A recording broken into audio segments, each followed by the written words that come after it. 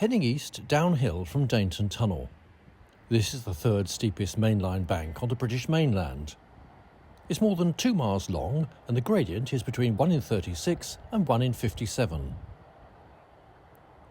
Brunel thought steam engines wouldn't be powerful enough to pull trains over such gradients, and this is one of the main reasons he adopted the revolutionary atmospheric system beyond Exeter. 22-inch diameter cast iron pipes were to be laid here, and pumping engines every few miles would maintain the vacuum. But the system failed to meet expectations. Our story starts at Newton Abbot, which opened in December 1846 with steam-hauled trains from Plymouth. In January 1848, vacuum-powered trains were running all the way from Exeter, but by September of that year, steam was back and the atmospheric system was consigned to history. Today's modern trains make Dainton Bank look easy, but in Victorian days, early steam engines could only manage short 6-coach trains through here. Later, as more carriages were added and speed became an important factor, 2 engines were used to haul most trains between Newton Abbot and Plymouth. When diesels arrived in the late 1950s, double heading generally came to an end.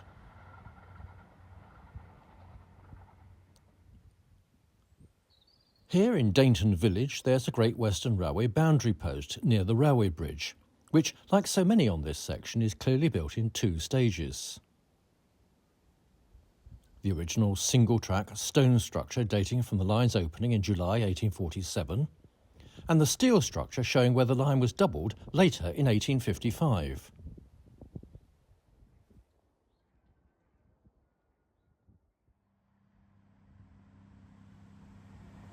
Along with the railway, quarries to provide limestone ballast were opened. This one at Stonicum is still working, although the railway is no longer a customer. Through Dainton Tunnel and past the site of the old signal box, it's 4 miles downhill now all the way to Totnes. 2 companies provide services over the Devon banks today. Cross-country trains link Devon and Cornwall with the Midlands, north of England and Scotland. Mileages here are measured via the original Great Western route through Bristol. This Great Western train runs only as far as Cardiff, but others serve London Paddington. The line here was built to Brunel's broad gauge and was converted to standard gauge in 1892. After crossing the River Dart and passing the junction for the Ashburton branch, trains run into Totnes station. It was opened by the South Devon Railway Company in July 1847 and was the terminus of the line until May 1848, when trains started to run through towards Plymouth. The original wooden train shed, engine shed, turntable and goods building have long gone. Brunel planned to operate the line by atmospheric power, and an engine house to make the vacuum was built behind the eastbound platform, although it was never brought into use. The buildings became part of a dairy and milk traffic continued here until 1980. In recent years, new station buildings have been put up on the westbound platform after a fire destroyed the old ones, and a new footbridge was constructed after a crane knocked the original one down. The old signal box on the platform used by Newton Abbot trains now serves as a station cafe.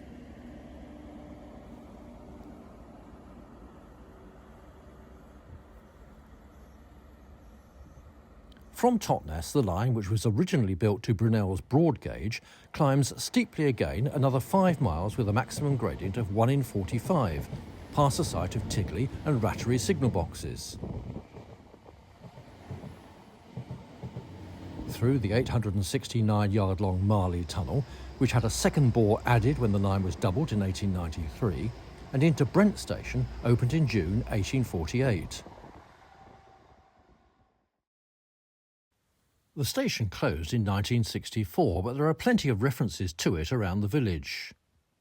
The line through here was built by the South Devon Railway, which was amalgamated into the Great Western in February 1876. The goods shed remains with a reference to the Primrose Line, the nickname for the branch to Kingsbridge, which left the main line here. Over the Brent Mill and Glazebrook viaducts we pass the remains of Rangerton Station. This was once called Kingsbridge Road. This used to be the station hotel, and at the end of the lane some of the station buildings remain. A little further west, and a reminder that there was once a siding here serving a naval stores depot. At the eastern end of the 132-yard-long Bitterford Viaduct there was an unstaffed halt which opened in November 1907 and closed in March 1959. A bricked-up entrance is still visible.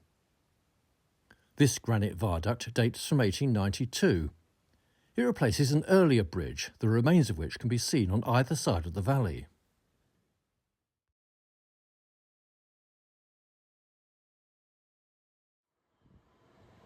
We pass Red Lake sidings which serve the local china clay industry and arrive at Ivybridge Station, which opened as a park and ride point for Plymouth in July 1994.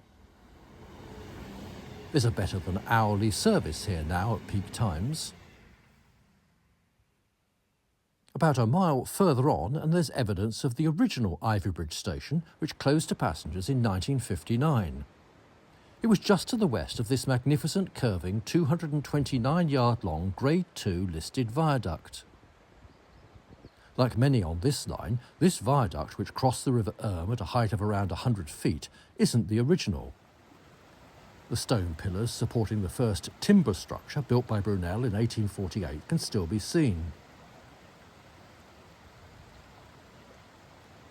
This new viaduct opened in 1894 when the line was doubled.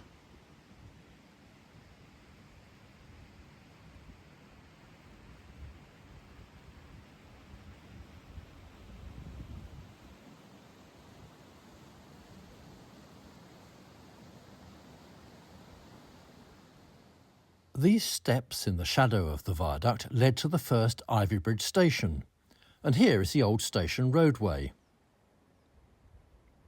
The 1848 station had to be rebuilt to accommodate the realignment of tracks when the new viaduct was built. A little further along the road is the entrance to Ivybridge Station Yard, which operated until 1965. There were cattle loading pens and coal wharfs here at one time. And this is the goods shed built and opened in 1911. There was also a signal box here from 1895 to 1973, but the station was demolished in the 1960s.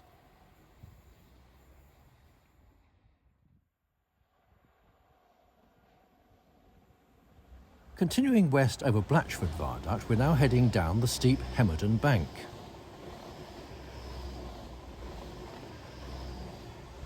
Soon we reach Cornwood Station, which opened as Cornwood Road in August 1852 and was renamed in April 1864. It was built and operated by railway engineer and trader George Hennett on behalf of the South Devon Railway for the first 5 years. The building housed a booking office and waiting room on the ground floor, with accommodation above for the station master.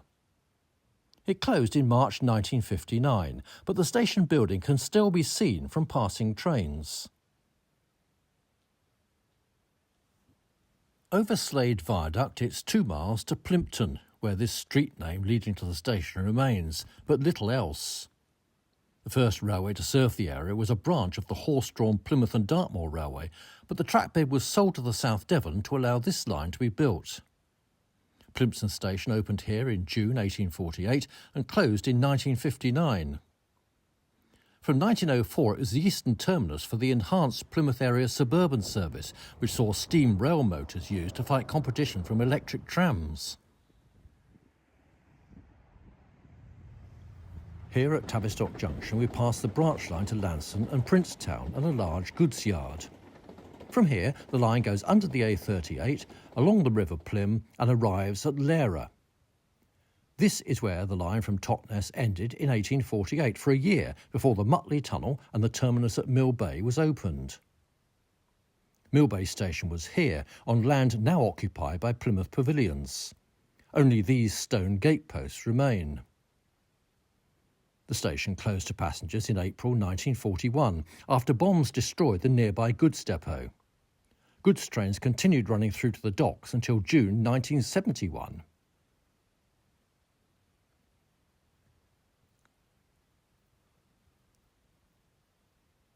The current station at North Road opened in 1877 as a joint station for Great Western and London and South Western services.